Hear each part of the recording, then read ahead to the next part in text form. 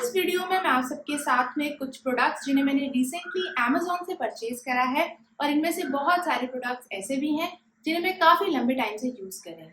तो मैंने सोचा कि एक और पार्ट 2 बनाया जाए kitchen essentials tools and utensils का और आप सबके साथ में उसे शेयर किया जाए। नमस्ते, मैं हूँ प्रियंका और आप सबका एक बार फिर से बहुत बहुत स्वागत है मेरे इस चैनल पर। मैं माइक्रोवेव यूज करती हूँ रीहीटिंग के लिए और रीहीट करते टाइम कभी कभी ग्लास प्लेट और बोल इतने ज़्यादा गर्म हो जाते हैं कि उन्हें बेयर हैंड से उठाना डिफ़िकल्ट होता है और इससे एक्सीडेंट्स भी हो सकते हैं। उसे अवॉइड करने के लिए आप इस तरीके के सिलिकॉन माइक्रोवेव मैट्स यूज़ कर सकते हैं। बस आपको इस मैट को इस ग्लास प्लेट के ऊपर रखना है और इसके ऊपर रखिए आपका माइक्रोवेव सेफ बोल। जितनी देर के लिए आप चाहें इसे हीट करिए। ये मैट एकदम हीट रेजिस्टेंट है। अब आपको बोल उठाने की ज़रूरत नहीं है। आप बोल को इस मैट की हेल्प से उठा सकते हैं। इससे आपके हाथ भी नहीं जलेंगे। ये सेट ऑफ 2 में आते हैं, तो इन केस अगर आप पॉपकॉर्न बना रहे हो तो आप इस तरीके से उसे कवर करने के लिए भी यूज़ कर सकते हैं।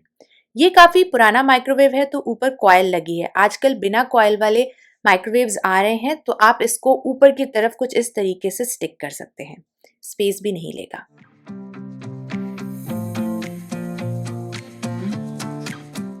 मुझे पूछा जाता है कि मैं वाइट काउंटर टॉप कैसे मेंटेन करती हूँ। तो कुकिंग के टाइम पे हमेशा स्पून को स्पून रेस्ट पे रखें। ऐसा करने से काउंटर टॉप पे स्पॉट्स नहीं आएंगे। अब स्पून रेस्ट आपको वुडन, स्टील या फिर सेरेमिक के मिल सकते हैं। ये वुडन का स्पून रेस्ट है जिसे मैंने होम सेंटर से लिया था।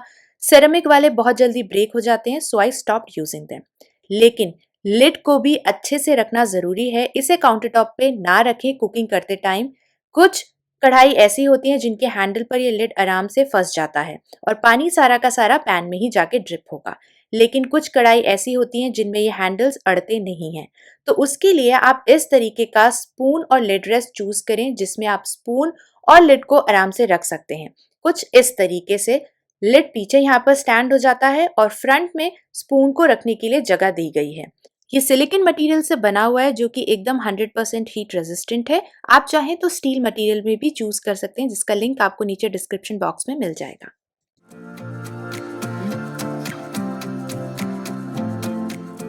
लास्ट वीडियो में मैंने आपको बताया कि कैसे इजीली आप गार्लिक को पील कर सकते हैं। मुझे कमेंट्स आए थे ग्रेटिंग से रिलेटेड।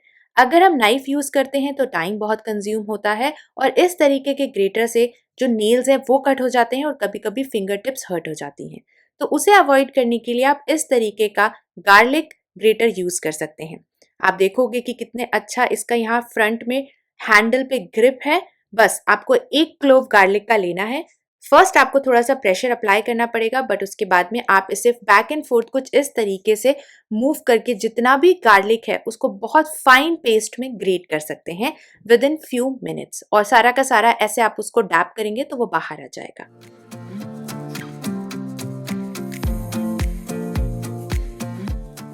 गर्मियों में मक्खियां ज्यादा आने की वजह से खाने को हमेशा कवर करके रखना चाहिए।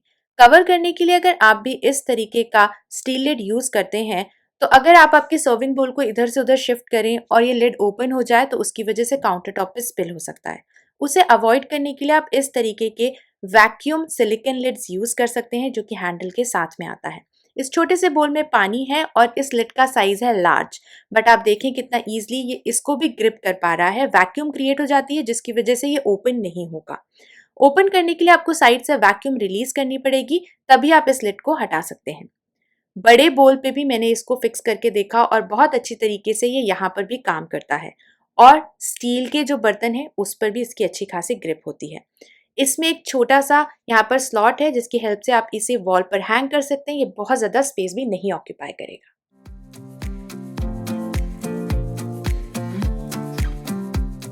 मुझे बहुत सारे कमेंट्स आए थे इन ग्लास कंटेनर्स के लिंक के लिए, बट मैंने इसे होम सेंटर से परचेज किया है। रिसेंटली मैंने कुछ और ग्लास कंटेनर्स अमेजोन से परचेज करे हैं जो एकदम परफेक्ट हैं शुगर, टी एंड कॉफी को स्टोर करने के लिए। आप देख सकते हो यहाँ पर एक साइड में स्लॉट गिवन है जिसमें आप वुडन स्पून रख सकते हैं और इन कंटेनर्स के साथ वुडन स्पून भी आई थी। कॉर्क का लिड है जिसकी वजह से इसे ऑपरेट करना ईजी है और ये एकदम एयरटाइट कंटेनर्स हैं। आप इसमें शुगर स्टोर कर सकते हैं। लिड लगा दीजिए और ट्रांसपेरेंट होने की वजह से आपको इसे लेबल नहीं करना पड़ेगा। और यहाँ पर एकदम एक परफेक्ट स्लॉट है जिसमें आप इसे रोज यूज करने के लिए जो भी स्पून्स हैं उन्हें लगा सकते हैं। आप इसे कहीं भी रखिए, आप चाहें तो इसमें नमक, चाट मसाला या फिर डाइनिंग टेबल पर माउथ फ्रेशनर्स रखने के लिए भी यूज कर सकते हैं। और इसे एवरी डे में यूज करना बहुत ईजी है। लिड हटाइए, स्पून यूज करिए और स्पून को आपको अंदर डालने की जरूरत नहीं पड़ेगी, बस इसे साइड में फिक्स कर दीजिए। आप इसे कहीं भी रखेंगे, ये देखने में बहुत ज्यादा स्टाइलिश लगेंगे। आजकल हेल्दी लाइफस्टाइल के लिए हम सब कम से कम तेल वाला खाना पसंद करते हैं और एयर फ्रायर तो एकदम परफेक्ट एग्जाम्पल है, बिकॉज इसमें आप बिना तेल यूज करे खाना बना सकते हैं। तो मैं यूज करती हूँ अगारो का Regency digital air fryer, which has a very sleek design and make your kitchen look beautiful also. So ये कुछ इस तरीके से आता है। आप इस फ्रंट पोर्शन को ओपन कर सकते हैं। तो सबसे पहले ये ड्रिप प्लेट जिसको आपको नीचे की तरफ हमेशा लगा करके रखनी है, इसको लगाने से क्या होगा, अब इसमें आप कोई भी अटैचमेंट फिक्स करिए, जैसे कि ये फ्राइंग बास्केट, जो भी ऑयल होगा या जो भी क्रम्स होंगे वो प्लेट में आएंगे, जिसकी वजह से आपका एयर फ्रायर गंदा नहीं होगा। यहाँ पर मशीन में कुछ स्लॉट्स गिवन है जिसमें आप कुछ इस तरीके से ये जो मैश बास्केट या जो क्रिस्पर ट्रेज हैं उन्हें अटैच कर सकते हैं। तो इस तरीके की 2 ट्रेज आई हैं और इन ट्रेज को आप यूज कर सकते हो इफ इन केस अगर आपको पिज्जा रीहीट करना हो उसके लिए। अब इसे निकालने के लिए इस तरीके से 2 सिलिकॉन के पॉट मिट्स गिवन है जिसको आप यूज कर सकते हो, इससे आपके हाथ नहीं जलेंगे। अब ये है स्क्वायर बास्केट जिसे आप यूज कर सकते हैं जब भी आप कोई भी चीज डीप फ्राई कर रहे हो, जैसे कि फ्रेंच फ्राइज, नगेट्स बनाने के लिए। इसके साथ में आता है ये एक हैंडल टूल जिसको यूज करके आप इस बास्केट को बहुत ईजिली इन एंड आउट निकाल सकते हैं। This is a round basket which is great for fries and roasted nuts. It comes with 12 litre large capacity, 1800 what with a temperature range from 80 to 220 degree Celsius. Front में ये transparent patch है जिससे आप देख सकते हैं कि machine काम कैसे कर रही है। इस हैंडल टूल की हेल्प से जब भी आप कुकिंग कर लें, आप इस बास्केट को आराम से निकाल सकते हैं। टॉप में है ये डिजिटल टच एलईडी डिस्प्ले, यहाँ से आप इसे टच करके मशीन को ऑन कर सकते हैं और बहुत सारे फंक्शंस डिस्प्ले होने लगेंगे। यहाँ से आप टाइमर अपने हिसाब से सेट कर सकते हैं और यहाँ से टेम्परेचर। इसमें आती हैं 9 प्रीसेट रेसिपीज जैसे कि फ्राइज, फिश, पिज्जा, इन सब चीज़ों को बनाने के लिए। मैंने यहाँ पर थोड़े से फ्रोजन फ्रेंच फ्राइज लिए हुए हैं जिसे मैंने इस राउंड बास्केट में डाल दिया है। With the help of this handle tool मैं इसको यहाँ पर मशीन के अंदर फिक्स कर रही हूँ।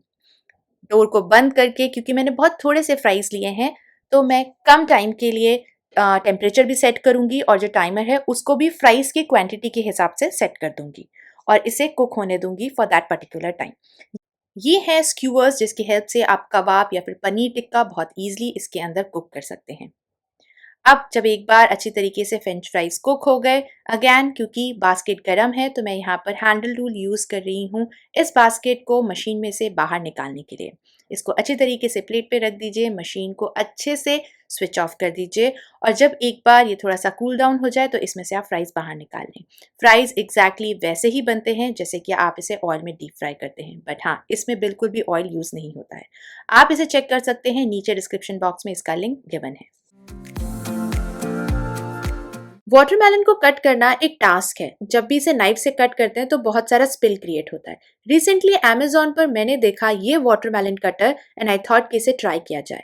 वाटरमेलन को आपको 2 पार्ट में कट करना है और कुछ इस तरीके से इस कटर को एक पार्ट के अंदर इंसर्ट करना है। डिस्क्रिप्शन में मेंशन था कि आपको बस इस कटर को इंसर्ट करना है और एक स्लाइस की तरह से बाहर निकालना है और पूरा का पूरा जो स्लाइस है वो एक बार में बाहर आ जाएगा। बट जब मैंने इसे कट किया, मैं आप सबके साथ अपना फर्स्ट हैंड एक्सपीरियंस शेयर कर रही हूँ, कुछ इस तरीके से पूरा का पूरा वाटरमेलन खराब हो गया। मैं आप सबके साथ बहुत सारे ऑनेस्ट रिव्यूज शेयर करती रहती हूँ, सो आई थॉट कि इस प्रोडक्ट के बारे में भी आप सबको बताया जाए। लेकिन मुझे वाटरमेलन खाना बहुत पसंद है तो मैंने एक और वाटरमेलन कटर को ऑर्डर किया ट्राई करने के लिए। ये काम तो करता है बट इसके साथ आपको बहुत सारा प्रेशर अप्लाई करना पड़ता है, कुछ इस तरीके से, और मेरे से तो ये बिल्कुल भी नहीं हुआ। So I have taken my husband's help, but हाँ, ये कट गया और इसकी वजह से स्पिल भी उतना ज़्यादा क्रिएट नहीं हुआ। वाटरमेलन की जो स्किन होती है वो हार्ड होती है, इसलिए इसको कट करने में डिफिकल्टी है, बट मस्क मेलन या फिर कोई भी छोटा फ्रूट आप बहुत ईजिली इसकी हेल्प से कट कर सकते हैं।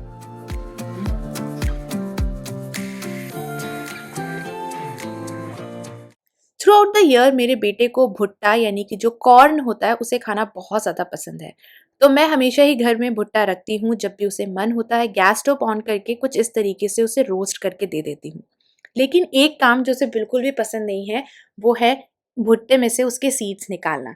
तो इसके लिए वो घर में से ही किसी ना किसी से बोलता है। एक सीड को निकाल करके उसे देना थोड़ा सा टाइम कंज्यूमिंग होता है।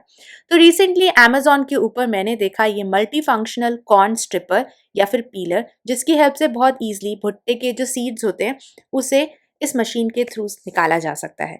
तो बस आपको इस अटैचमेंट को कुछ इस तरीके से यहाँ पर फिक्स करना है और इसके ऊपर जो भी आपका भुट्टा या जो कॉर्न है उसे कुछ इस तरीके से रखिए और नीचे की तरफ पुश करिए। जितने भी सीड्स होंगे वो ऑटोमेटिकली इस टब में कलेक्ट होते जाएंगे।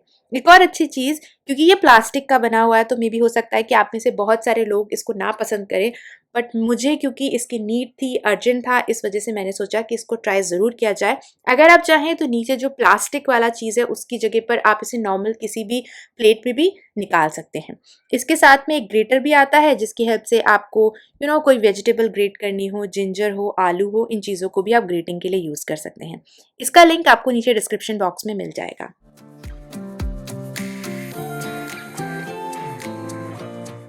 अगर आपको कट फ्रूट्स पसंद नहीं हैं और आप फ्रूट्स को कंज्यूम करते हैं जूस के फॉर्म में, तो मैं आपको सजेस्ट करूंगी कि हमेशा एक छोटा सा इलेक्ट्रॉनिक जूसर हैंडी रखिए काउंटर टॉप में। समर्स में बॉडी को हाइड्रेटेड रखना ज़रूरी है, फिर वो चाहे फ्रूट्स के फॉर्म में हो या फिर जूस के फॉर्म में। इलेक्ट्रॉनिक जूसर की सबसे अच्छी चीज़, आप फ्रूट्स को छोटे छोटे पीसेस में कट कर लें। Watermelon, musk melon, orange, kiwi, strawberry, जो भी फ्रूट आपको पसंद है, और फिर इस स्लॉट में इंसर्ट करते जाइए, बटन को ऑन करिए और जूस ऑटोमेटिकली बाहर आ जाएगा। अब जूसर आप अपनी मर्जी से जो चाहें उसे परचेज कर लें, और अगर आपके घर में जूसर ऑलरेडी है तो मैं आपसे रिक्वेस्ट करूंगी कि उसे ज़्यादा से ज़्यादा यूज़ करिए। जितने भी मार्केट में इलेक्ट्रॉनिक जूसर्स अवेलेबल हैं वो आपको 100% फाइबर देते हैं और बहुत ही कम वेस्टेज उसमें से बाहर आता है। इस मशीन को आप बहुत ईजिली क्लीन कर सकते हैं और वापस अटैच कर दीजिए। मैनुअल जूसर भी आप यूज़ करिए, बट कभी कभी क्योंकि उसे हमें मैनुअली यूज़ करना होता है तो हम उसे यूज़ करना अवॉइड कर देते हैं। और जैसे कि मैंने बोला, समर्स में बॉडी को ज़्यादा से ज़्यादा हाइड्रेटेड रखिए, तो उसके लिए अपने जूसर को ज़रूर यूज़ करें।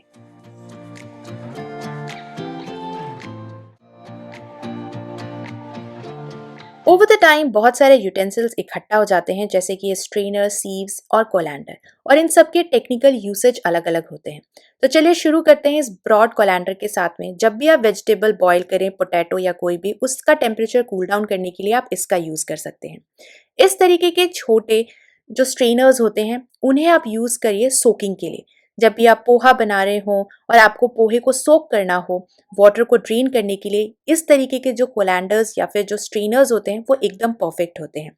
इससे आपका हाथ भी नहीं जलता है और आपका काम बहुत ईजिली खत्म हो जाता है। अब जब भी आप कोई भी चीज़ बॉईल कर रहे हो, चाहे वो हो आपकी पास्ता, मैक्रोनी या फिर वेजिटेबल, वाटर को ड्रेन करने के लिए हमेशा ध्यान रखिए कि ये जो छोटे कोलैंडर या जो स्ट्रेनर्स होते हैं उनको यूज़ ना करें। इसको पकड़ते टाइम गरम गरम पानी आपके हाथ में आ सकता है। तो उसके लिए आप इस तरीके के हैंडल वाले बड़े सीव्स यूज़ करें जो काफ़ी ज़्यादा ब्रॉड होते हैं। तो इसमें आपकी जो वेजिटेबल है वो आराम से, टेम्परेचर भी इसका कूल डाउन हो जाएगा, और हैंडल होने की वजह से आप इसको यूज़ करते टाइम, हैंडल करते टाइम आपके हाथ बिल्कुल भी नहीं जलेंगे। तो ये था आज का वीडियो, एंड आई होप कि आज इस वीडियो में दिखाए गए टूल्स एंड यूटेंसिल्स आप सबके लिए यूजफुल होंगे। अगर आपको ये वीडियो अच्छा लगा है तो please like, share and subscribe to my channel. I will see you next time with another interesting video. Till then, enjoy, take care and bye bye.